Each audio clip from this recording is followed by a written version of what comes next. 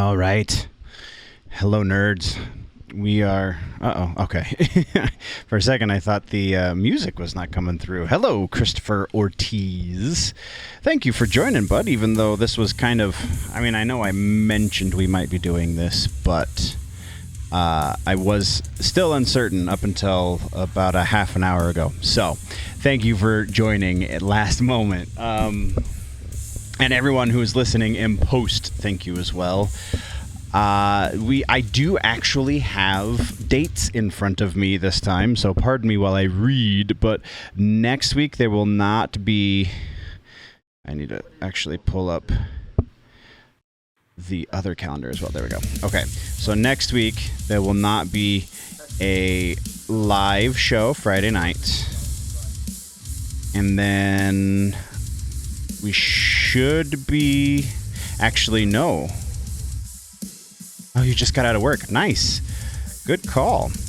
I am dealing with a new day job schedule, which is going to potentially put a damper on things for a couple of weeks for a live show, so we might have to find a new day for live shows in the meantime.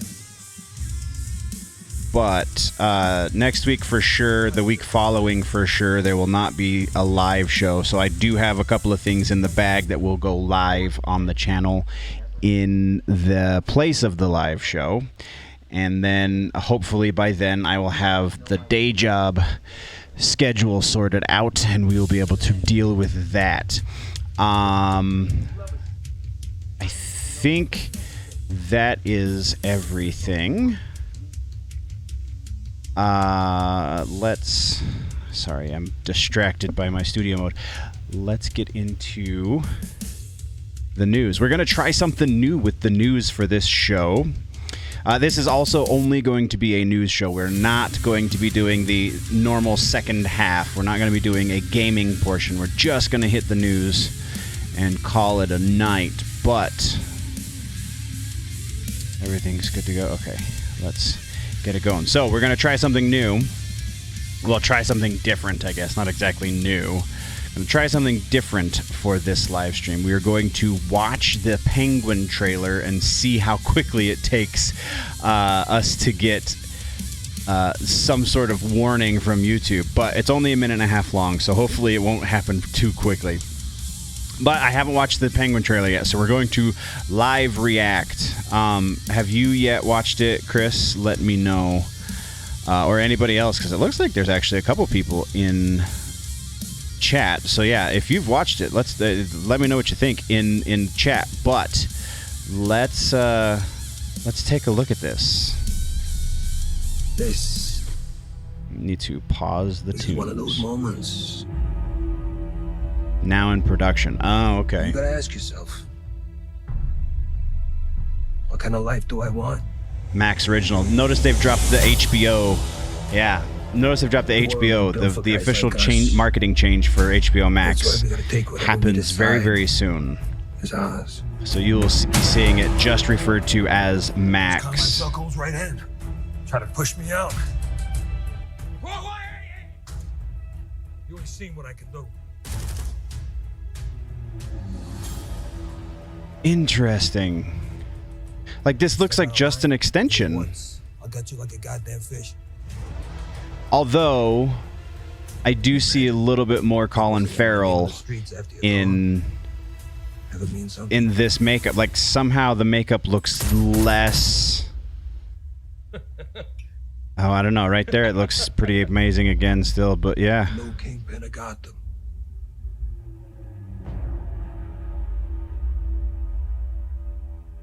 Gotta say, that looks pretty great. Not gonna lie, looks pretty great. Yeah, it really does. Like, looks legitimately good. I'm impressed.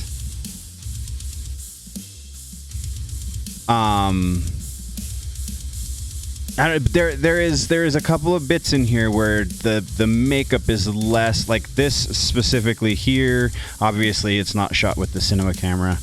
And then there was one earlier too. I think it was right here. No, where was it?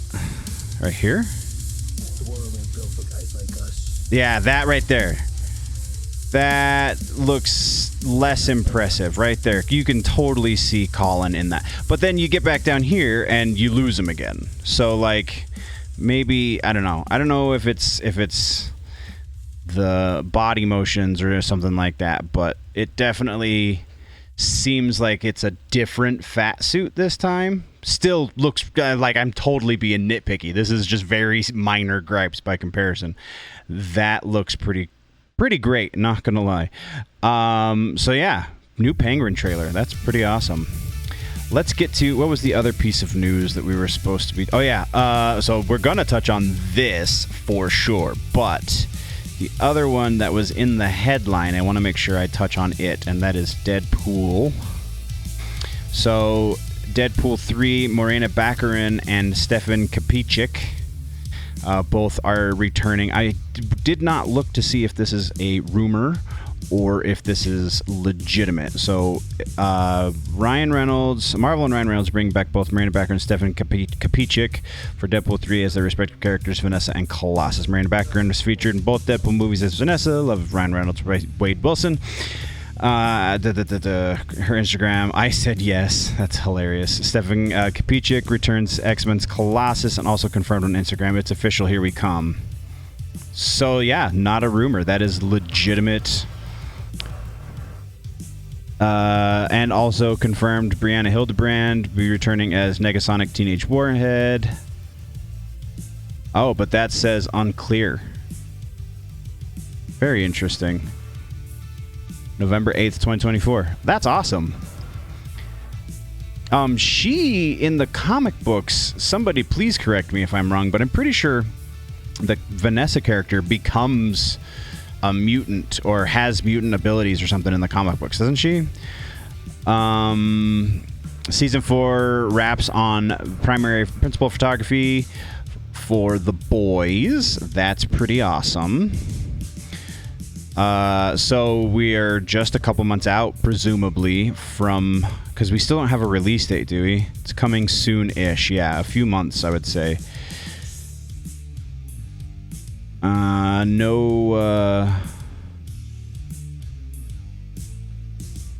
No date yet for The Boys.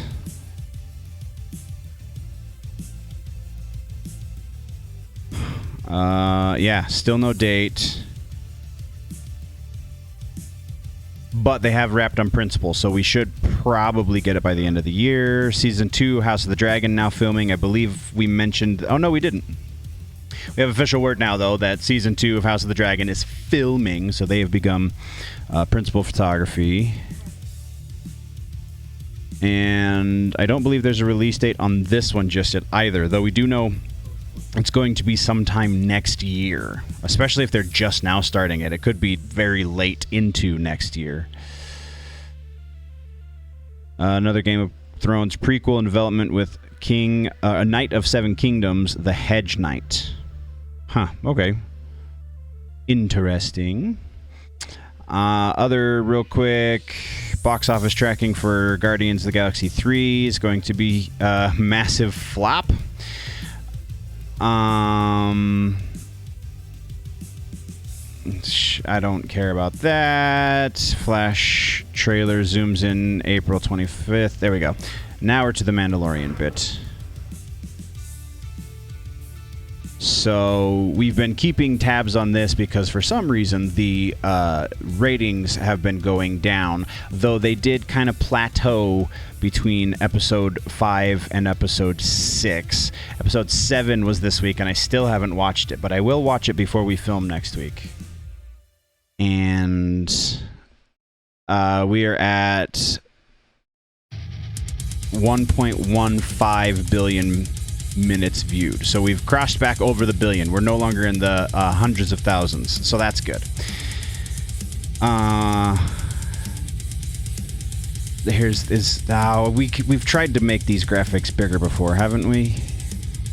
It's second to Shadow and Bone and You. Really? You is number 1? Ooh. I guess I haven't watched it since season 1, and even then I only saw like 2 or 3 episodes. but was not a fan. So yeah, that's impressive. We dropped from, I think it was 850,000, 860,000, somewhere in that neighborhood, minutes viewed to 115 billion minutes viewed. So that's pretty good. I hear good things about episode 7. Again, I have not yet watched it, but if you have, Chris, or anyone else in chat, again, blow up the chat, man. Super Mario box office passes 500 million, crushes DC and Marvel combined, actually. Fans are showing up for Super Mario as the flick is now past the $500 million mark at the box office. Super Mario Brothers movie only released last week and now has made $508.7 million worldwide, with its domestic gross $260.3 million, giving Mario, Luigi, Toad, and Princess the best movie of the year. Flick also scored the best opening ever for an animated movie and is now number 2 animated movie released since 2019. Super Mario beat out Demon Slayer, Mugen Train, and is currently trailing Minions Rise of Gru's 942. So if this passes $1 billion, it will be the highest grossing animated movie ever. So that's awesome. And also, the other one, the Minions Rise of Gru, was also the same production company, Illumination Studios. So that's pretty impressive. Superman and Lois Season 3 brings back... all right, so apparently I need to watch Superman and Lois because I still don't think I've heard anything necessarily that bad about it. Like, there's some minor, like, Gamergate type gripes about it, but nothing significant, like nothing that's going to be make or break, I think. And then Star Trek Picard Season 3. I've heard this. Actually, I've heard mixed things about Season 3. I am a season and a half behind now. You don't have to watch the first 2 seasons. If you haven't, don't bother, as you can jump right into Star Trek Picard Season 3 and not miss a beat. Ooh, that's really interesting. They're also supposedly going to be setting up a new series, potentially without Jean-Luc. So very interested to see how Season 3 ends, because yeah, here we go. We even have like promos. That's pretty awesome.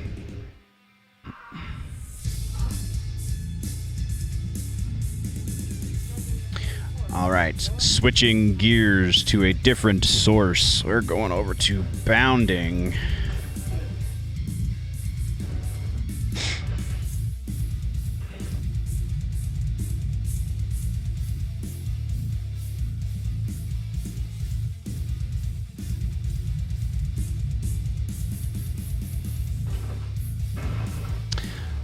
Anne Frank graphic novel adaptation.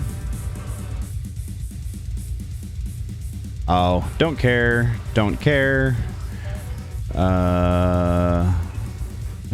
Don't care. Don't care. Oof, this is just not a whole lot of great headlines for the news, for the live show today, I guess. Rocksteady delays Suicide Squad. Yeah, we briefly touched on that from the other source. Nicolas Cage reveals what DC character he would be fun to play. I mean, he was supposed to be Superman, right? So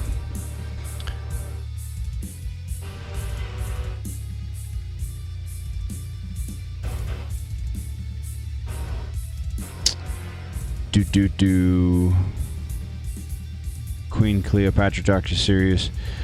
Wait. What? This might be an inaccurate Gamergate complaint. So no longer content with overwriting the source material of various comic book, video games, and novels, Netflix has now turned... Huh? Russo's pausing the movie. Netflix has now turned its identity politics attentions towards real-world history, as the streaming service has announced their upcoming docuseries Queen Cleopatra will not only race-swap the eponymous ruler, but also argue that her having black skin is historically accurate. Is it not? Starring Adele James as the Queen of the Nile herself, the 4-episode-long second entry in executive producer Jada Pinkett Smith's Netflix documentary series, African Queen, the first of which focused on Queen Zigina's reign over the area known as Angola, will focus on Queen Cleopatra, the world's most famous, powerful, and misunderstood woman, a daring queen whose beauty and romances came to overshadow her real asset, her intellect. Cleopatra's heritage has been the subject of much academic debate, which has often been ignored by Hollywood, continues the streamer's official synopsis. Now, our series reassesses this fascinating part of her history. Where are we getting into how she wasn't black? I mean, Egypt is an African country, so she's got dark skin. I'm just saying. Blah, blah, blah, blah, blah. Don't care, don't care, don't care. It seems this reassessment, rewrite of history will be based less on objective, factual, historical records and more on the personal intuitions and feelings of its supposed subject matter experts. It's possible that she was an Egyptian. Oh, that's right, because she potentially wasn't Egyptian, even though she was the Queen of Egypt. Fair, that's right. I did forget that part of my history.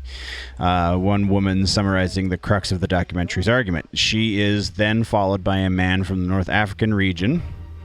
As his identity is not specified in the docuseries promotional material, it's currently unknown exactly which country he hails from, who professes to imagine her to have curly hair like me and similar skin color.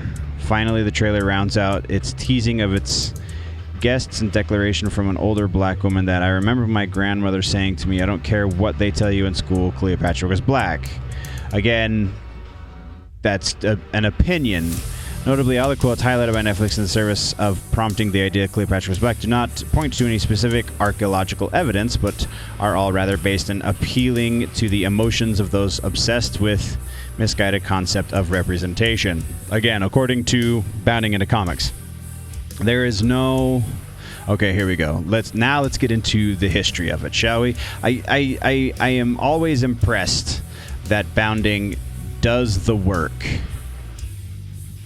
So this is likely because in reality all such evidence points to the ruler of the Ptolemaic kingdom of Egypt having been not Egyptian or even African, but rather Macedonian Greek.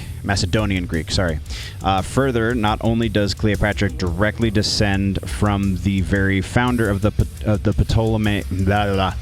Ptolemaic, I can say the word, dynasty, the Macedonian Greek Ptolemy first Soter, but she also spoke Koine Greek as her native language. Ow!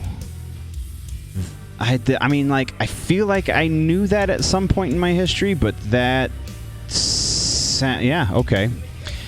And while very few accurate depictions of Cleopatra have survived the test of time, posthumous portrait of the queen found in the ruins of the ancient Roman city Herculaneum, all of these words depict her with fair skin and red hair. Over the brow of a large tuft of hair is painted rather like the notice found on portraits of women in the later 1st century BC, and perhaps originally in the marble portraits of Cleopatra from Berlin and the Vatican. Susan Walker and Peter Higgs argued in favor of the portrait's accuracy in their book Cleopatra of Egypt: From History to Myth.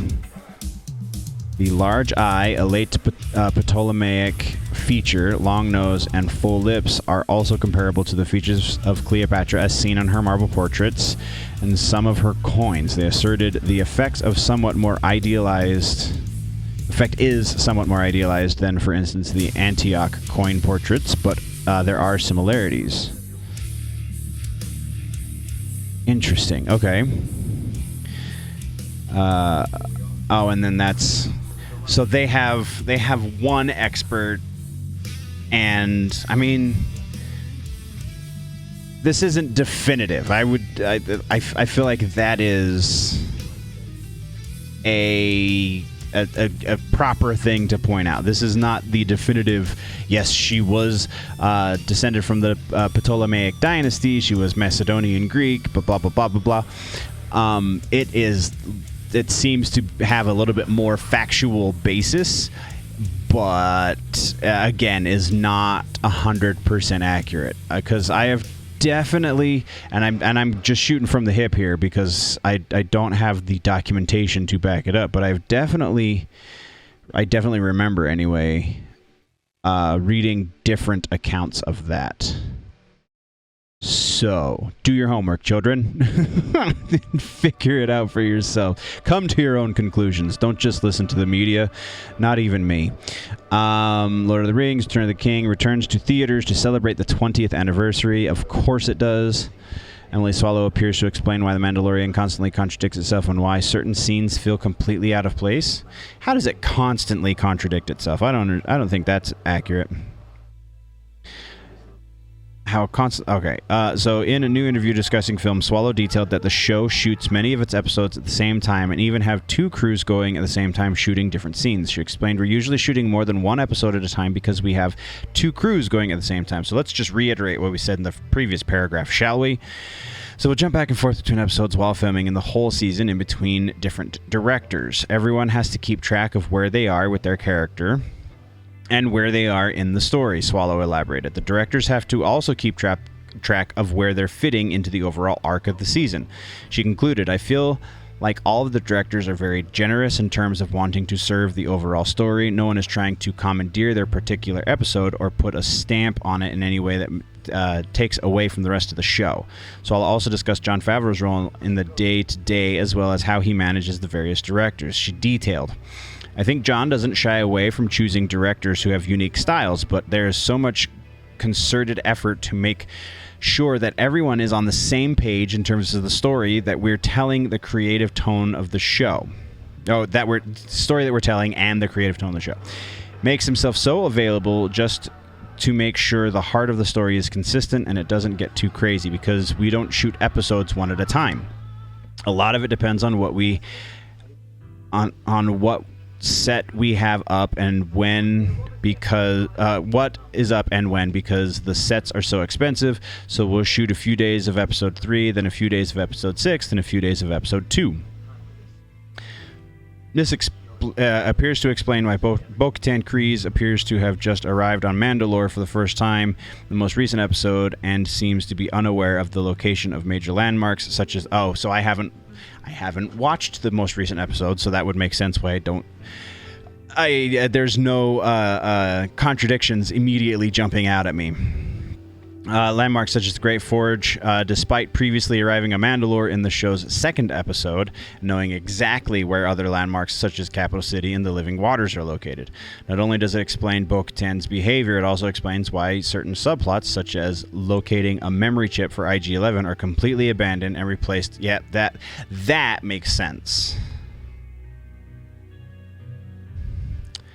Furthermore, it explains why Moff Gideon has no clue that Bo-Katan and Din Djarin have teamed up despite his TIE interceptors and TIE bombers fighting both of them in Kalevala in the third episode of the season. He also seemingly doesn't know they've landed on Mandalore and have previously explored parts of the planet despite having an Imperial base on the planet that would most likely have some way of tracking ships entering the planet's atmosphere. That also makes sense, but that's from the most recent episode, which I still haven't seen.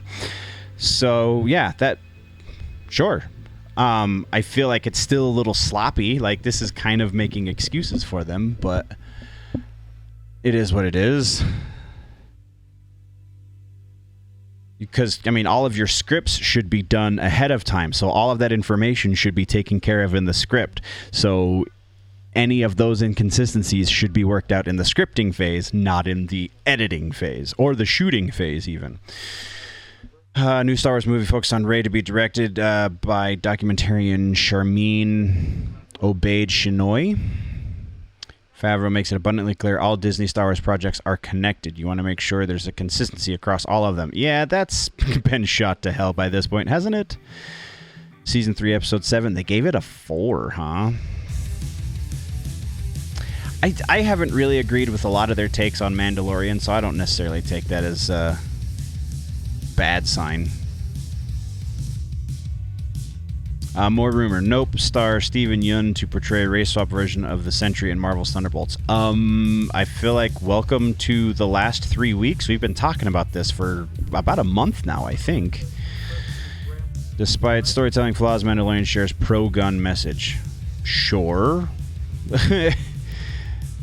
Thunderbolts undergoing rewrite. Original script reportedly put too much focus on returning Black Widow characters instead of the entire team.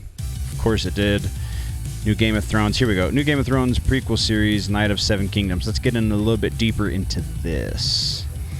Greenland New Game of Thrones prequel series, Night of Seven Kingdoms, The Hedge Knight, during the company's announcement of its new Max streaming service.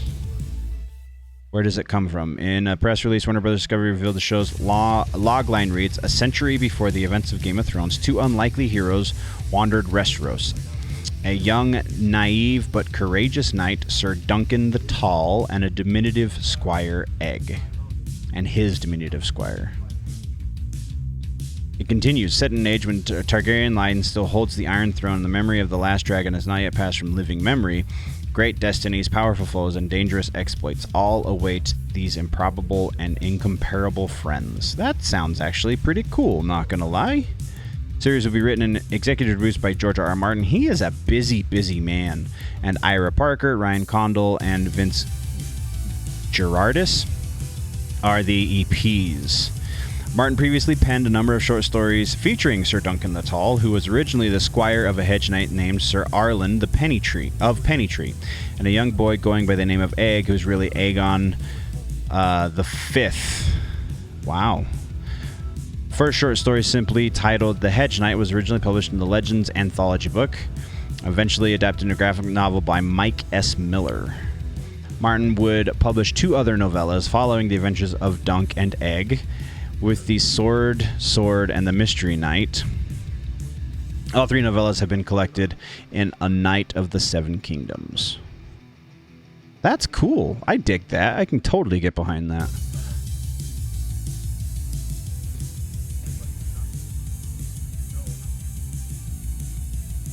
I hate that you have to reload. All right, there we go. Hides poor storytelling with bombastic action sequence and cheesy Grogu scenes. Oh, come on. New rumor claims to reveal the ending of upcoming Ahsoka series. Yeah, let's see where the rumor comes from at least, and then we'll... Uh-oh. There's a rat in your wall. That's no good. Or it's your hamster from 5 years ago. I mean, theoretically, either are possible. I don't know how long a hamster's lifespan is, but... Alright, so... potential spoilers for the Ahsoka series, but a new rumor claims to reveal the upcoming Ahsoka series starring Rosario Dawson, how it will conclude. The new rumor comes from Making Star Wars, so this is right from Jump Street about a 50-50 chance to be true, because these guys have definitely broken some legit scoops and have definitely had very bad leads. We'll be generous. It was a track record of successful Star Wars scoops, including a previous scoop that claimed Grogu would ride around in IG-11 in Season 3 of The Mandalorian. Scoop that was most recently confirmed in Episode 7 of The Mandalorian Season 3. According to Making Star Wars, the season is split in half, with the first 4 episodes focused on the New Republic, while the final 4 episodes are focused on Ahsoka and Sabine trying to locate Grand Admiral Thrawn and Ezra Bridger, which I'm pretty sure they showed us Ezra in the trailer. So that there's a little bit to that, I think. And obviously we're getting Grand Admiral Thrawn. He's also in the trailer, but that's not I think that's a legit I know, because who else is blue and looks like that? From there, the outlet claims Ahsoka and Sabine are not only trying to locate Grand Admiral Thrawn and Ezra Bridger, but they also attempt to prevent Thrawn from returning to the main Star Wars galaxy. To this end, Ahsoka and Sabine fail. Making Star Wars asserts Thrawn does return at what I believe is the climax of the 8th and final episode of the season. Not only does Thrawn return, but he comes with a host of allies ready to do battle against the New Republic. Thrawn exits his ship Gantry back from the unknown region with his forces all laid out before him like a badass. Thrawn takes in the moment, looks at his allies, including the powerful Night Sisters, fallen Jedi, stormtroopers, held together by magic, and his gold-faced bodyguard named Enoch. Then apparently reveals in the moment and promises a reckoning is coming, which would set up a second season. So again, there might be something there, but I still wouldn't give this a whole heck of a lot of salt. Grand Admiral Thrawn was previously hinted at Mandalorian Season 2 when Ahsoka confronts... I mean, he's not hinted. He's in the trailer. We know he's going to be the big bad. Yeah, right there. That's him. To be played by Mads Mikkelsen's brother, Lars Mikkelsen, previously voiced the character in Star Wars Rebels. Oh, I didn't realize that. I hadn't read deeply into that at this point.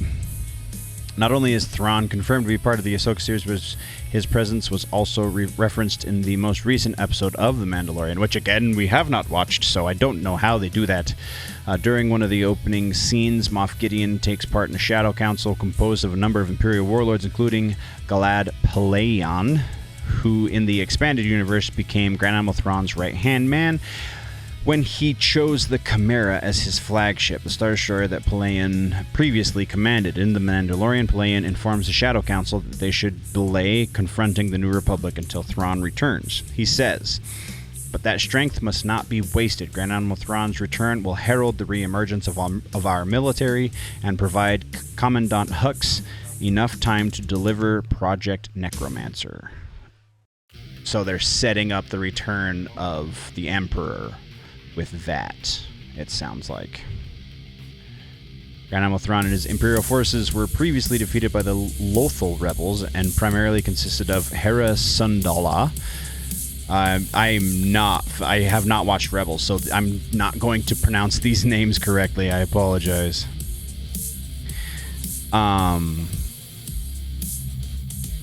Hera Syndulla, Kanan Jarrus, Chopper, Garazeb Aurelios, Sabine Wren, and Ezra Bridger.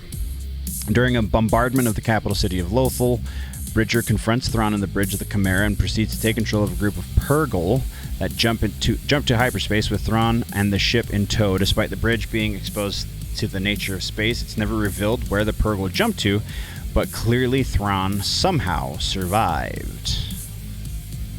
And then the official, which we've kind of covered. So that's pretty cool. I don't know, again, it sounds like they're kind of painting in broad strokes. So, is it going to end in a cliffhanger? Probably. Is it going to be that cliffhanger? Maybe. Whatever. Seth Rogen says, TMNT Mutant Mayhem attempts to honor everything about the franchise while also trying to infuse something new and exciting into it. Oof, I will definitely believe it when I see it, because that it is still very possibly going to be just a dumpster fire, or it could be amazing. Like, I'm definitely not ruling either option out, but I don't think there's going to be a whole lot of middle ground there.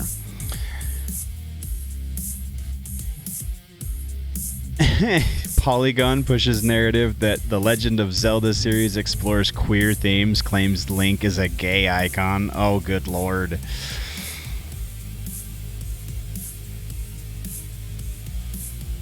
Riot Games, why it's taking so long to complete Arcane Season 2. Bo-Katan claiming the Darksaber. Mandalorian EP Rick Fumuyawa questions who is the Mandalorian at this point. See, this is kind of leading into the rumor that we talked about in the main episode last week, where very possibly we are going to see the end of Din Djarin in the Mandalorian series, because we have plenty of other Mandalorians here. That's why they didn't name the show after Din. They just named it after the race of people. So you could change focus to somebody else down the road. And it seems they are setting up Bo-Katan as the new Mandalorian that's going to take over. Obi-Wan Kenobi actress questions how anyone can believe escape scene from Fortress Inquisitors. Yeah. Doubles down on quirky MCU humor, reveals another blah. Mandalorian movie, maybe Disney's worst Star Wars mistake yet? That's debatable. That's clickbaity. I'm not going to buy into it. Lady Gaga wearing modified Harley Quinn. We've already... I showed that, I think, was the image that we used for the announcement that they have finished their principal photography.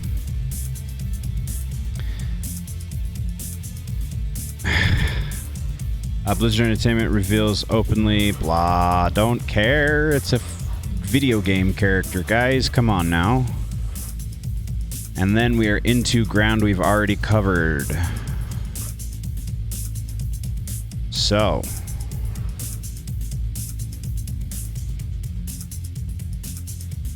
let's go. Let's do some music, and then I think we're just going to call it. Just because, again, like I said, it's going to be a shorter one if it happens, and it happened, so we got to cut to the chase.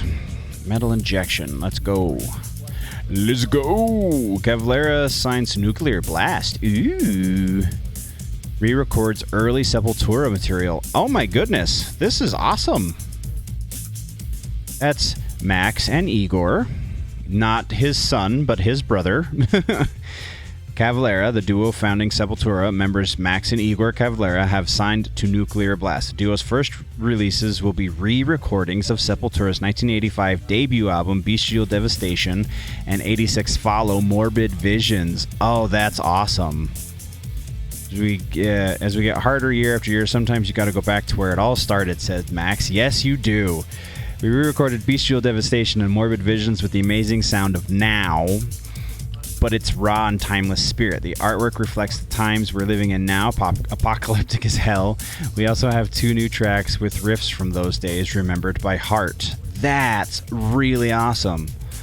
I always felt like recordings of early work didn't do justice to the way we perform songs. Not at all. Not even a little bit. If you go back and listen to early Sepultura, you can hear what they wanted it to be, but it definitely does not actually sound like that.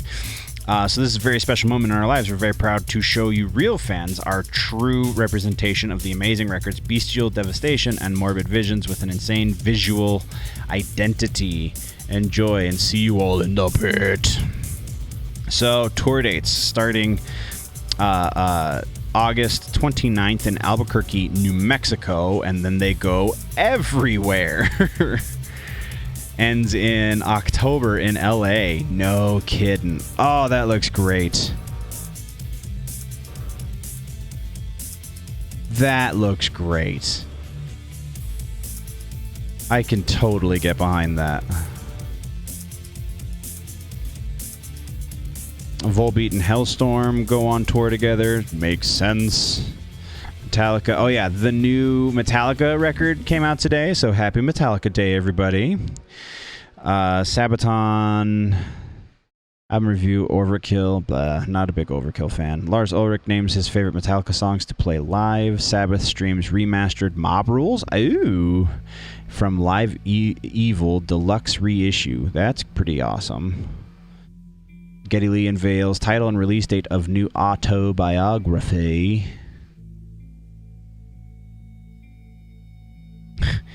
Speaking of Sepultura, their current vocalist, Derek Green, wants to record a ballad for the next record. I feel like Sepultura has not been Sepultura for a long time. Danny Filth talks Ed Sheeran, new Cradle of Filth, their live album, and 25 years of Cruelty and the Beast. Voivod rework old material. This is seems to be a theme tonight. Older bands reworking older material, as seen here by the Cradle of Filth stuff. We talked briefly about Sepultura, Black Sabbath, and now Voivod. 10 best sequels in metal history. Dave Lombardo's Future with Testament. Oh, that's cool. I feel like more bands should include, like, Dragon Force does this a fair amount. Like, they have live streams of writing sessions. So, Fear Factory posts instrumental demo of new song. That's a cool idea. Like, I feel like there's a great way to get fans more into the music. It gets them a little bit more, it gives them some ownership of the music in a way, so that they're more likely to want to stick around and see where it ends up.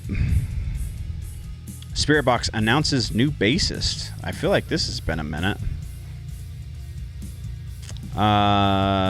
Josh Gilbert from As I Lay Dying. Oh yeah. He was touring. That's what it was. Confirmed Gilbert is the permanent member of the band. Cool. That wasn't enough. Spiritbox also debuted a new song called The Void. Ooh, so maybe we're going to have to try and find that for the next regular episode. Yeah, The Void right there. And then hella good cover. That's a hell of a no doubt song to cover. That's dumb. I don't like that at all. Vomitory announces first album in 12 years. Veil of Maya. We've talked about Veil of Maya. I'm okay. I don't need to do that again. Thra. New single Drag Will Destroy You. Sleep Token announces US tour. These dudes are huge right now, which I kind of understand and I kind of can get behind, even though I'm not the biggest Sleep Token fan. Like, they definitely have some legitimate heavy bits. So, like, anything that gets people into heavier music, I'm all about. So, September 8th in Alton, Virginia at the Blue Ridge Rock Festival, and then running through October 7th in Sacramento, California. Foo Fighters begin teasing something interesting. New single from Seven Dust. We'll definitely be talking about that in the next regular episode. Dream Theater, Devin Townsend, and Animals as leaders announce North American tour. Starting June. June 16th, Cedar Park, Texas. Runs through September 26th in Phoenix, Arizona. That's a hell of a lineup. I mean, for sure, these two. I can take it or leave it with Dream Theater. But Devin Townsend and Animals as leaders, yes, please, give me more. Melvins announced, more re-recordings of their 1986 debut 7-inch. Look at Buzz. Oh, Buzz. You and your crazy afro. That's awesome, though. So Melvins originally released their debut 7-inch in 1986. Now, nearly 40 years later, Melvins have re-recorded all 6 songs from the 7-inch for a brand new EP called The Devil You Knew, The Devil You Know. Check out the modern version of the grinding process below. Nice. Which sounds chunky as ever. Of course, because it's the Melvins, and it's amazing. We're not going to do that. We're not going to listen to that in stream. We already kind of tempted fate enough. New Metalocalypse movie. Oh, here we go. This is definitely something we've been keeping tabs on. It's been a decade since Doomstar Requiem. Oh, wow. Really? A decade since Doomstar Requiem came out? That's a little nuts. Metalocalypse and Deathclock are finally back in a huge way. New Metalocalypse movie named Metalocalypse Army of the Doomstar will arrive later this year, so we still don't have a release date for it. But a new full-length soundtrack and brand new Deathclock album. Oh, yes! Death Album 4. Tommy Blocka, Victor Brandt, Stephen Brunner, King Diamond, of course, Mark Hamill, Kirk Hammett, John Hamm, Scott Ian, Amy Lee, Malcolm McDowell, Juliet Mills, Lorraine Newman, I don't know who that is, Rhea Yarborough, don't know who that is either, Livia Zeta, nope, Synopsis of Army of the Doomstar is: the all-new animated movie begins after the heroic rescue of Toki Wartooth. Deathclock frontman Nathan Explosion finds himself traumatized in a brutal, professional, and romantic flat spin, all while he is tasked with fulfilling the prophecy and confronting the ultimate songwriting challenge to save the planet. Can Nathan Explosion look beyond his brutally damaged ego to save his band, stop the Metalocalypse, and finally face the ultimate evil, Salacia? So a movie, a boatload of new Deathclock music, and on top of that, North American tour with Baby Metal. Meh. I'm sorry. I can't dig the Baby Metal. It's just not a thing. Tour is as follows. Beginning, August 30th in Houston, Texas. They have a crap ton of dates all the way through October 11th in Los Angeles. So, where are they going? New York, Hammerstein Ballroom, Mr. Christopher Ortiz. That's the one near you, sir. I can totally get behind 2 new records of Deathclock music. Absolutely, that's going to be amazing. And finally, we have some idea of when the movie's going to come out, so also pretty awesome. Oh, Kveller Talk. I totally skipped past this. Oh, no, I didn't, because we're... There we go.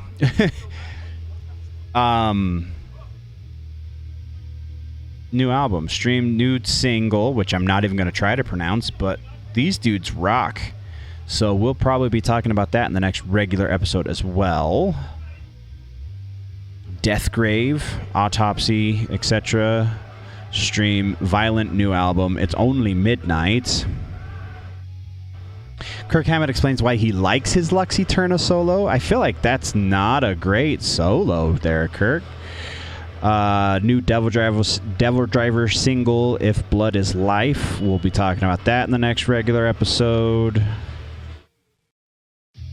Yeah, that is the episode, it looks like there, nerds. So, we are going to be calling it... there's a little bit of background noise, I do apologize. But, yeah, we're going to be calling this the episode. So, thank you very much to everybody who joined. If you want to join yourself, we try and do these every Friday night. Though, again, at the very least, the next 2 weeks, we will not be able to do Friday nights. So we will not be doing a live show for 2 weeks, but we will be doing regular shows on Wednesdays, or as close to Wednesday as possible. Again, still working around a pretty new day job schedule. So as that evolves, I will be keeping you posted, and as new things happen, again, keeping you posted. Stick here, though, if you want to talk about all of the nerdy and pop culture-y news and things, and go over to the Clips channel if you want to catch these in smaller bite-sized chunks, or you just want some other exclusive content. You can find some shorter bits over there. Generally speaking, this channel here is for the longer content. And yes, big shout out to Mr. Christopher Ortiz out there in the comment section. Whoever just joined chat, I apologize. You've missed all of the fun. We are on our way out. But thank you very much, nerds, for joining, especially all of you who are listening or watching in post. I appreciate you just as much as the people who find us live. We will be heading out. Have a good evening, nerds. We will see you next time. Before we go, though, always remember that if it's generally nerdy, it's probably here.